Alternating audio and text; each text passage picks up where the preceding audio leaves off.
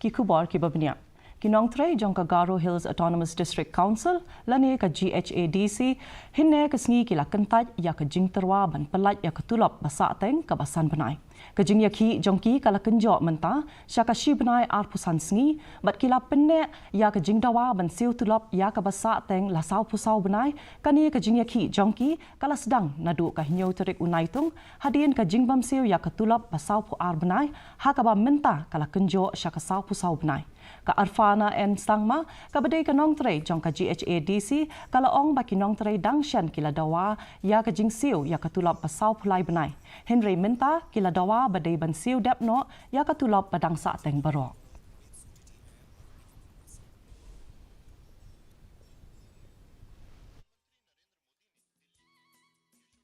secretary office से आज हम लोग एक ऑर्डर मिला है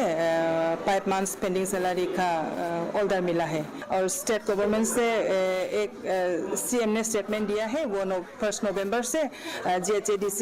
एम्प्लॉय को